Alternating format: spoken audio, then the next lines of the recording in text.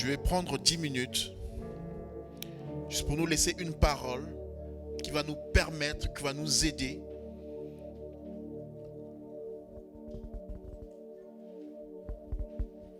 à être un terrain sur lequel Dieu va travailler l'année prochaine. Il nous reste 2 semaines, et que ces 2 semaines soient, au travers de ce que je vais partager tout de suite, un temps de préparation pour que je sois une terre sur laquelle Dieu va travailler l'année à venir. Et donc dimanche dernier, nous avons dit que Jésus est venu vers les disciples et il a dit « Je ferai de vous des pêcheurs d'hommes ». C'est-à-dire que Jésus veut faire un travail dans la vie des disciples. Il veut les amener d'un point A, on avait dit ça, à un point B. Il veut faire d'eux des gagneurs d'âme.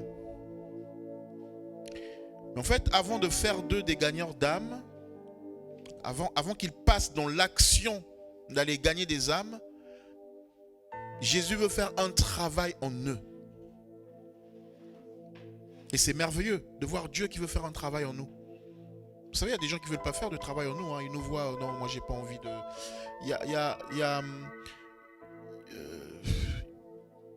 Le week-end dont j'ai parlé là, que nous étions à Paris pour la veillée, on passait dans une rue et j'ai vu quelqu'un qui avait des packs d'eau à côté d'un supermarché. Et la personne titubait. Et donc, j'ai dit, on s'arrête, on la prend et puis on la dépose. Je pense qu'elle doit être... Mais comment une personne comme ça, on peut la laisser toute seule aller acheter un pack d'eau?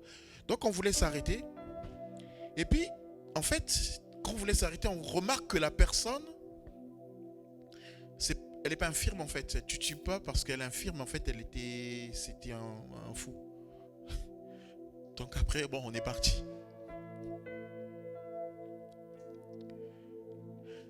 Je suis humain. J'ai voulu faire quelque chose. J'ai voulu manifester l'amour. Mais dit, à ce niveau-là, non. Je suis parti.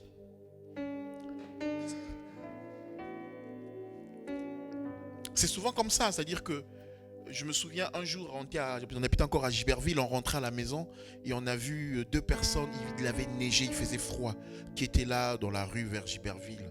On s'est arrêté. On a dit, on le prend, on les prend, ils dorment à la maison. On fait comment? On s'est arrêté. Après, on dit non, on avance, on continue. Mais on était mal. Mais vous voyez qu'on est limité. Vous comprenez? Là, on a vu quelqu'un, tiens, on va l'aider. Et puis finalement, on se rend compte que, quand la personne s'est retournée, elle a fait des gestes. Non. En fait, elle n'est pas infirme avec ce pack d'eau, c'est une autre dimension. Non, on passe notre chemin. Mais Jésus s'arrête. Et quand Jésus s'arrête, il dit, je veux faire dans ta vie une œuvre. Il n'y a rien. C'est-à-dire, quand vous lisez la parole de Dieu, Jésus a guéri tout type de maladie. Boiteux, aveugle, fou, lépreux. C'est-à-dire que le lépreux, c'était vraiment l'impur. Il a guéri tout type de maladie. Et donc Jésus veut faire une œuvre dans notre vie, quel que soit notre degré de maladie, quel que soit notre degré de problème. Il dit, je veux faire quelque chose en vous. Et c'est ce qu'il a fait dans la vie des disciples. Je ferai de vous des pêcheurs d'hommes. En fait, Seigneur. C'est Matthieu chapitre 4. C'est pour ceux qui n'ont pas... C'est Matthieu chapitre 4. Matthieu chapitre 4, verset 18. Si je ne me trompe pas. Verset 19. Il dit, suivez-moi et je ferai de vous des pêcheurs d'hommes. Comment je peux exprimer ça?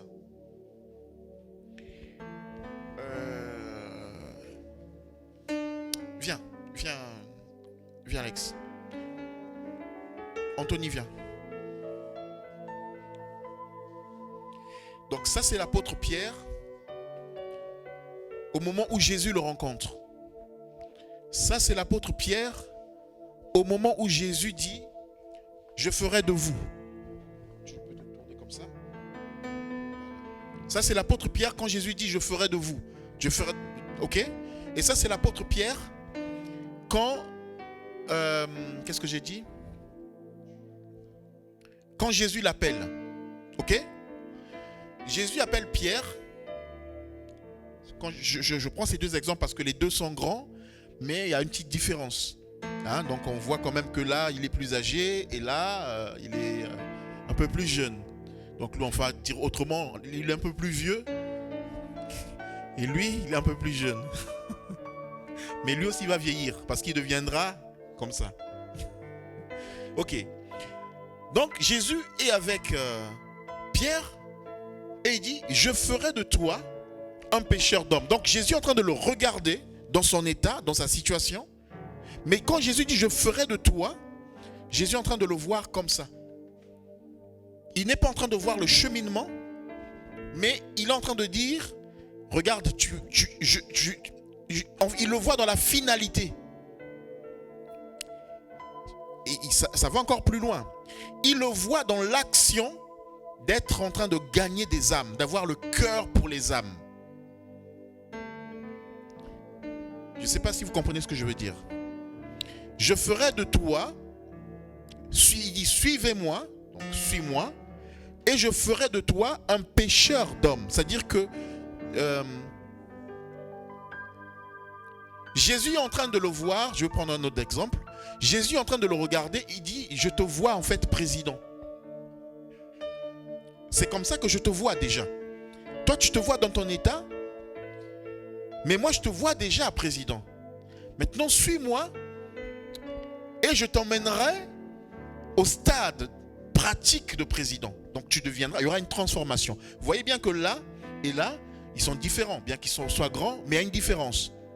La différence, c'est la transformation qui va s'opérer, lui, dans quelques années pour lui ressembler. Donc, c'est-à-dire qu'entre là et là, il va s'opérer une transformation. Un changement. Mais ce travail-là, qui va le faire? C'est Jésus qui va le faire dans la vie de la personne. Amen, amen, amen. Est-ce que vous comprenez? Donc, il dit, en fait, je te vois, mais moi, tel que je te vois, je ferai de toi quelqu'un qui est capable d'avoir le cœur pour les autres, d'aimer les autres. Je ne vais pas lire les versets, sinon ça prend tout le temps. Mais Pierre, c'était quelqu'un de colérique. Vous savez qu'il a coupé l'oreille. Vous connaissez le nom de l'oreille de qui il a coupé? Imaginez un pasteur qui coupe l'oreille de quelqu'un. Il a coupé l'oreille de Malchus. Colérique. Il a même menacé Jésus.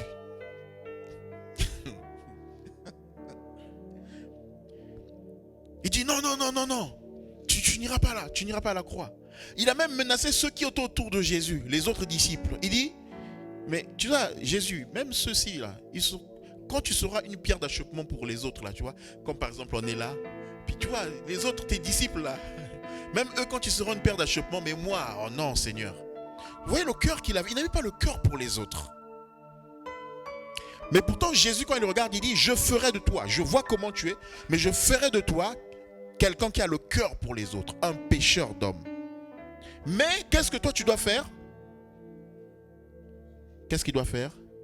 Il doit le suivre. Amen. Vous pouvez vous asseoir. Amen. Il doit le suivre. C'est-à-dire que si, tu peux t'asseoir, si lui il ne suit pas, il restera tel qu'il est 3 ans après, bien que Jésus ait un projet pour lui, mais il restera tel qu'il est. Alléluia. Est-ce que vous me suivez jusqu'ici? Et si vous lisez la vie de Pierre, moi je ne vais pas vraiment lire, mais regardez bien la vie de Pierre, parce que c'est Pierre qui le dit. Regardez la vie de Pierre. C'est quelqu'un qui, quand il est avec Jésus, il dit, je ne t'abandonnerai pas. Moi je ne peux pas te renier. On ne lui a même pas demandé. Je ne peux pas, je serai avec toi jusqu'au bout. Quand ils sont ensemble avec les disciples, on vient arrêter Jésus, lui il sort l'épée. Boum, il coupe l'oreille. Quand tu regardes, tu dis, waouh, cet homme-là, dans le groupe, non, cet homme-là aime Jésus. C'est le seul qui est chaud pour Jésus. Vous vous rendez compte, il y a quand même une armée qui vient arrêter Jésus. Et lui avec son épée. Donc nous autres là, quand on est à côté, on dit, ah, ce frère-là est zélé. Hein. Donc Jésus, quand il regarde, il te dit, ah, bon, Jésus connaît les cœurs. Mais nous, dans notre esprit, on se dit, mais Jésus, quand il regarde Pierre, nous autres là, on n'est rien.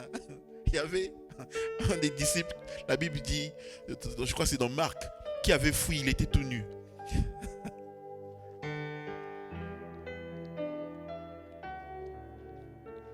Mais regardez ce Pierre-là. Maintenant, quand il est seul, les disciples ne sont pas là, Jésus n'est pas là. On lui dit, ah, mais toi, si tu étais avec Jésus, oh non, moi, je n'étais pas avec lui. Menteur, mytho. Hein, c'est ça, mytho. Mythomane. Et puis, quelque temps encore, on lui demande, ah, donc, les gens ont accepté, oui, donc lui, il n'était pas avec Jésus. Non, mais il a dit, ok. Il continue à se réchauffer. À un moment donné, il y a une femme qui dit, ah, lui, le visage là me dit quelque chose. Toi, tu n'étais pas avec lui. Lui, il était avec. Non, non, non, moi, je ne le connais pas. Et la Bible dit que quelqu'un l'a même reconnu pour avoir coupé l'oreille de Malchus. Donc, quelqu'un dit, oh, mais c'est lui qui a coupé l'oreille.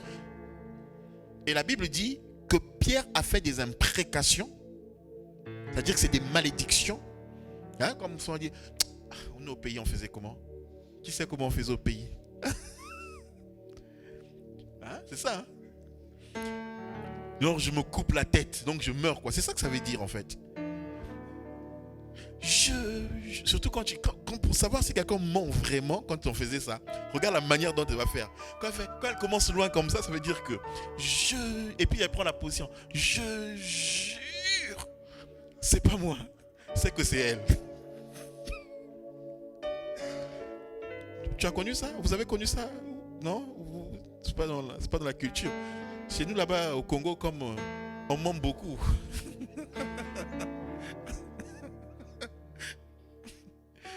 Non, on ment pas beaucoup. On dit aussi beaucoup la vérité. Mais et Pierre, c'est ce qu'il a fait. Il a fait des imprécations, c'est-à-dire que si je mens, que Dieu me punisse. Ah, le gars qui, quand il était avec Jésus, on le voyait chaud, chaud, chaud. Nous ne t'abandonnerons pas. Et maintenant, quand il est seul, et c'est beaucoup de chrétiens sont comme ça. C'est-à-dire quand on est en groupe, Jésus est vivant, Jésus est puissant. Quand on est seul, ce n'est plus possible.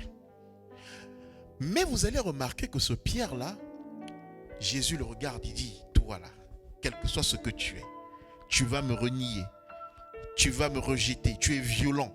Tu vas couper l'oreille de Marcus, mais moi, je ferai de toi un pécheur d'homme. Mais c'est pas merveilleux, ça? Hein? Nous, on va faire le choix, la sélection. Moi, je l'ai même dit là, j'ai prié, Seigneur, en tout cas, donne-moi, tu vois. Et puis, on va juger les gens. Bon, lui, il n'est pas sélectionnable. Lui, il n'est pas, lui, ok. Sélectionneur en équipe de France. Mais Jésus voit et il dit, je ferai de toi. Mais pourquoi? Parce qu'en réalité, Jésus n'a pas choisi tout le monde en même temps. Vous êtes d'accord avec moi? Il y a d'autres personnes qui sont venues vers Jésus que Jésus n'a pas pris. Enfin, qui n'a pas pris. Qui ne sont pas restés. Et il y a même d'autres personnes à qui Jésus a dit, repars dans ta famille, va. Tu vois? Donc, pourquoi Jésus s'engage dans la vie de Pierre? Pourquoi il s'engage jusqu'à ce niveau, dire je ferai de toi un pécheur d'hommes?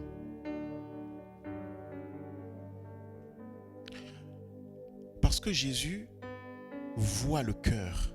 Vous savez, hier j'étais en formation et le formateur disait, il donnait un témoignage de quelqu'un qui était là, qu'il avait rencontré 5 ans avant. Il avait rencontré 5 ans avant et la personne était là. Et puis il s'est passé 5 ans et cette personne, maintenant, ils sont devenus amis. Mais il dit, quand je l'ai rencontré 5 ans avant, je savais que lui là, il y a quelque chose qui s'est passé. Lui, on sera ensemble un jour. Mais il s'est passé 5 ans après, ils ne sont pas vus, ils ne sont pas... Donc vous voyez, entre nous humains, des fois il y a ce feeling là. Mais Jésus, lui, il sait tout. Donc il sait que Pierre, malgré sa violence, malgré le fait qu'il va renier, mais c'est quelqu'un qui a le cœur pour Dieu. Il va peut-être le faire mal, mais il a le cœur pour Dieu en tout cas. Il va peut-être couper l'oreille de Malchus, c'est pas bon ça, mais il a le cœur pour Dieu. Il va peut-être dire à Jésus, non, tu n'iras pas à la croix, mais non, tu ne vas pas mourir. Et Jésus lui dira, arrière de moi Satan. Oui, c'est pas dans la volonté de Dieu, mais Jésus voit qu'il a le cœur pour Dieu. Et je prie pour que nous ayons le cœur pour Dieu. Parce que c'est ce qui fera que Jésus vienne nous chercher. Alléluia.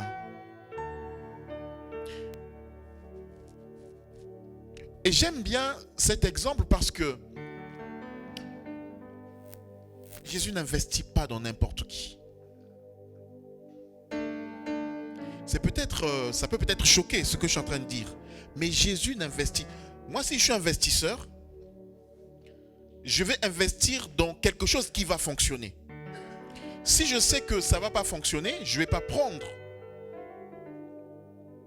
m'engager, donc passer du temps, perdre du temps dans quelque chose. D'ailleurs, quand on fait des choses et que ça ne fonctionne pas, on dit « Ah, j'ai perdu le temps. Si je savais. » Amen, hein?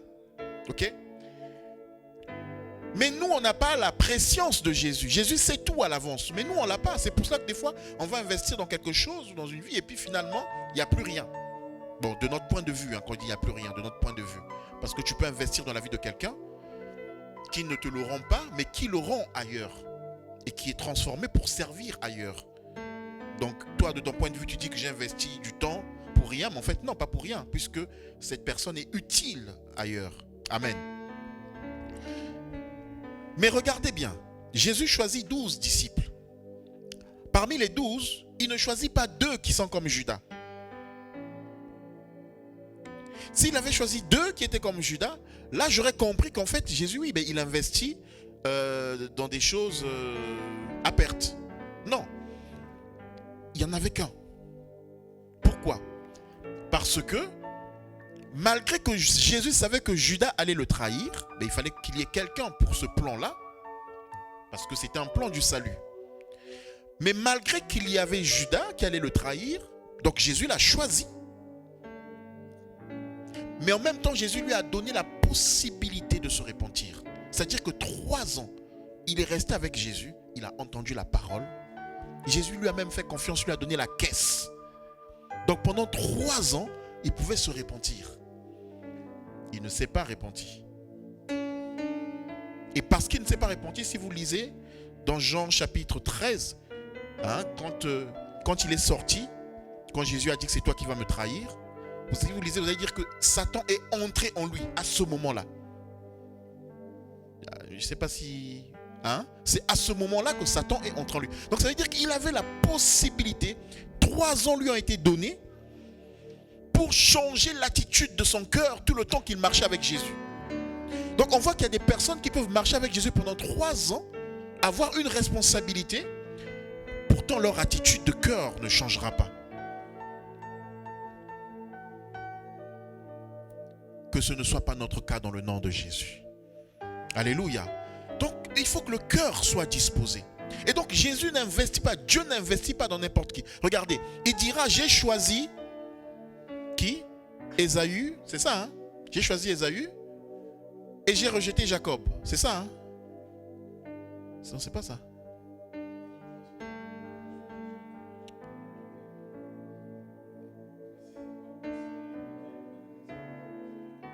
C'est Jacob. Ah, donc vous suivez. Amen. J'ai choisi Jacob, donc le plus jeune, et j'ai rejeté Ésaü. Quand tu es Isaac, tu ne comprends pas. Tu dis, mais pourquoi Dieu fait ça? Mais parce que Dieu sait que plus tard, le Jacob là, va désirer les choses de Dieu. Il va le faire mal peut-être, en volant une bénédiction. Enfin, en volant. J'aime pas dire voler parce que son frère l'avait déjà vendu. Je le répète encore. Ok?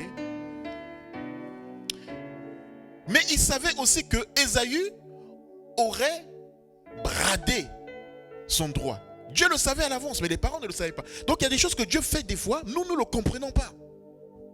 Vous connaissez Ézéchias? Dans la Bible, celui qui a demandé que Dieu lui rajoute 15 ans. Dieu lui a rajouté 15 ans. Mais qu'est-ce qui s'est passé 15 ans après? Il a fait n'importe quoi. Donc des fois, il y a des choses que Dieu va permettre, nous on ne comprend pas. Alors donc peut-être il fallait qu'il meure à ce moment-là. Puisque les années qui lui ont été rajoutées, il a fait n'importe quoi. Donc Dieu prévoit à l'avance. Et il n'investit pas dans n'importe qui. Et donc il choisit Jacob parce qu'il sait que s'il choisit Ésaü, la disposition de cœur n'y est pas. Il pourra tout faire, mais Ésaü va rejeter. Or, c'était important pour Dieu parce que c'est la bénédiction, de cette bénédiction allait découler la lignée, c'est-à-dire de Christ. Voilà. Jacob, Israël. Amen. Donc Dieu n'investit pas. Donc comme il sait à l'avance, il investit là où le cœur est disposé. Et c'est pour cela que la parabole du semeur qui dit qu'il y avait différentes terres. Et il n'y a qu'une terre qui a porté du fruit, c'était laquelle? La bonne terre. Pourquoi elle était la bonne terre? On va juste lire ce verset et je vais m'arrêter là. Pourquoi elle était une bonne terre?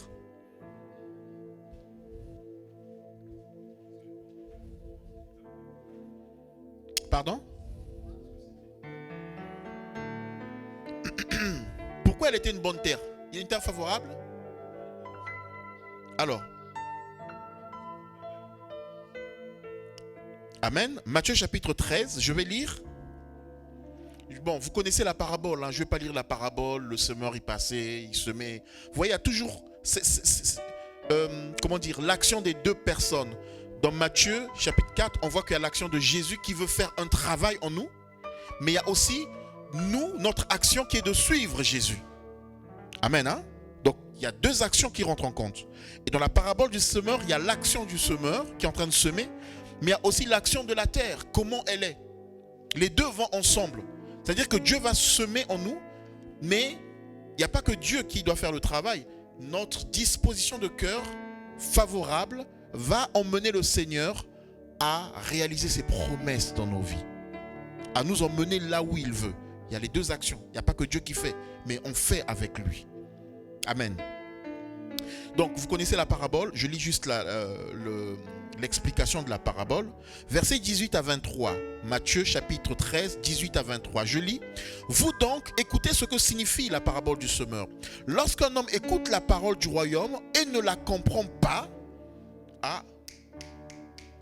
retenez, et ne la comprend pas. Comprendre. Et ne la comprend pas, le malin vient et enlève ce qui a été semé dans son cœur. Cet homme est celui qui a reçu la semence le long du chemin. Il est dit, lorsqu'il entend et ne la comprend pas, donc l'ennemi vient enlever. Il enlève pourquoi? Parce que tu n'as pas compris. Est-ce que quand j'explique, on comprend ou pas? Vous comprenez ou pas?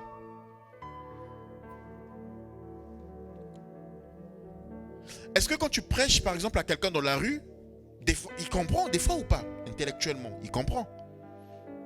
Donc c'est pas juste s'il a compris que l'ennemi vient enlever. Je ne sais pas si je pose bien la question, si vous comprenez ce que je veux dire.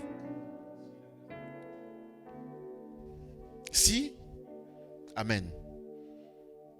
Amen. S'il n'adhère pas. Je lis la suite. Merci beaucoup, frère. Celui qui a reçu la semence dans les endroits pierreux, c'est celui qui entend la parole, la reçoit aussitôt avec joie. Amen, je reçois, amen, amen, avec joie. Mais il n'a pas de racine en lui-même, il manque de persistance et dès que surviennent les tribulations ou une persécution à cause de la parole, il y trouve une occasion de chute. Regardez bien. il est content, il reçoit la parole de Dieu. Mais dès qu'il arrive une occasion de chute, la Bible dit, il y trouve. Donc c'est lui qui saisit l'occasion. C'est-à-dire qu'il trouve une excuse en fait.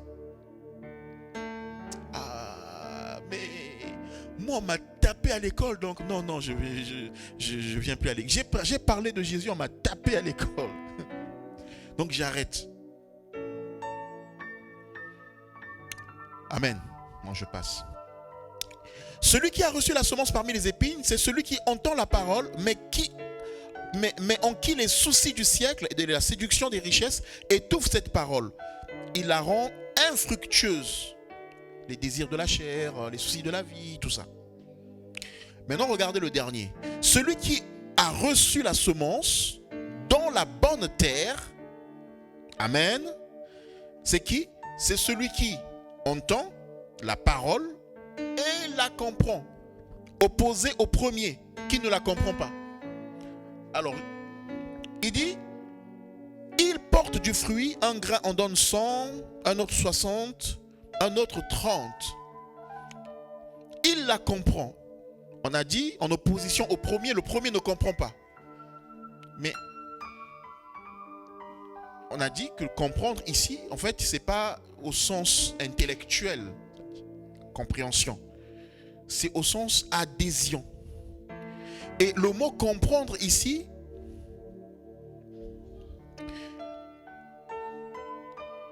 en grec, l'explication du mot veut dire disposition. Disposition. Bonne disposition. Amen. Il est dit, c'est un homme qui est bon, qui est juste et qui a la connaissance des choses qui appartiennent au salut. C'est ça.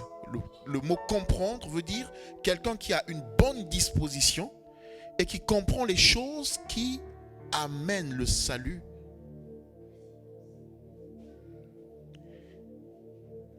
Nous voulons être préparés, que nos cœurs soient préparés pour être cette terre en 2025. Cette terre. Hein? 2025. Ah, 2024. Ah, en tout cas.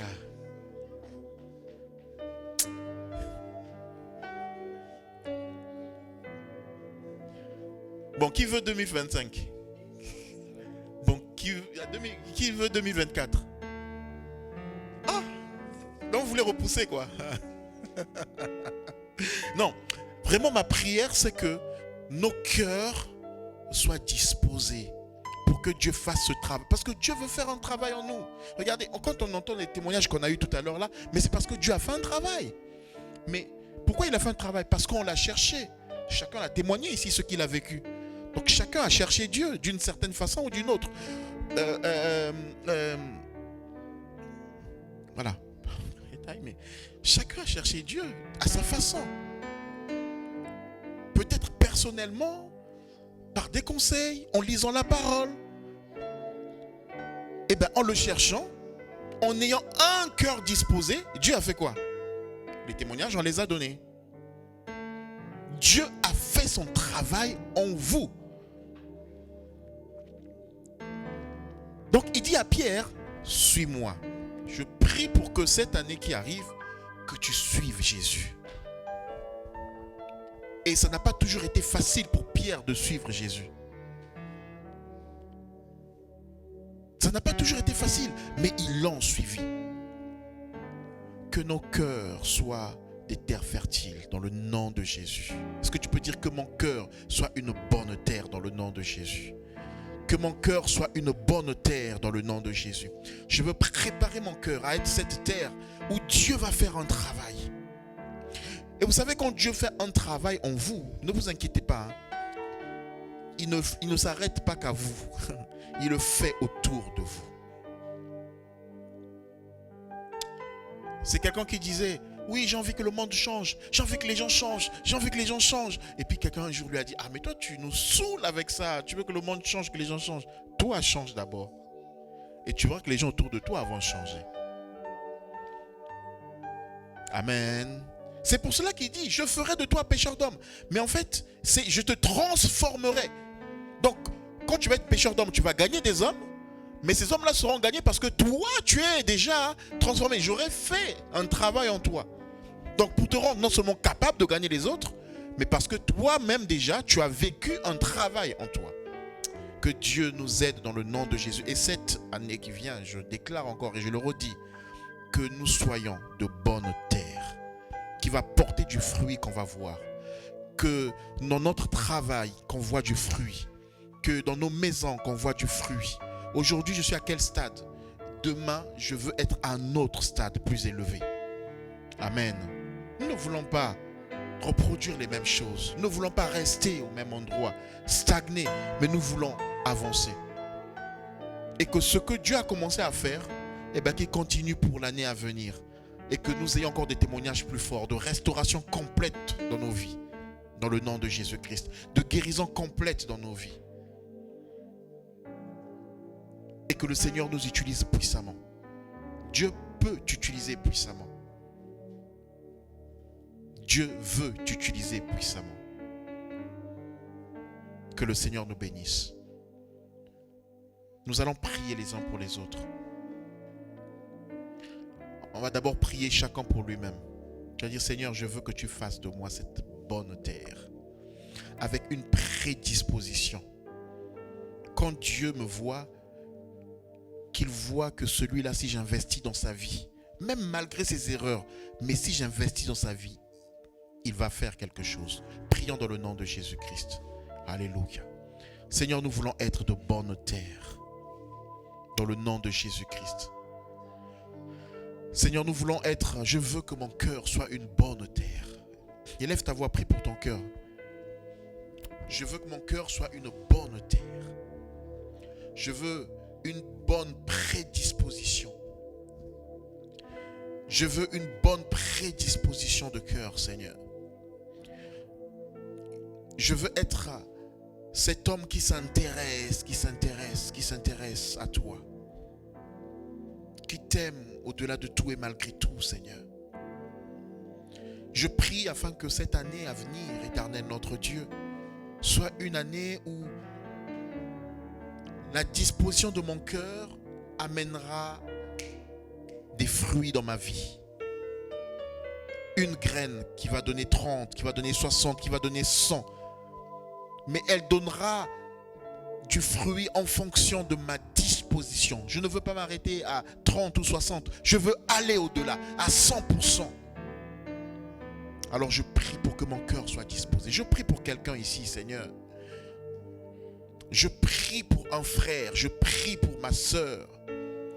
Je prie pour des cœurs disposés dans le nom de Jésus.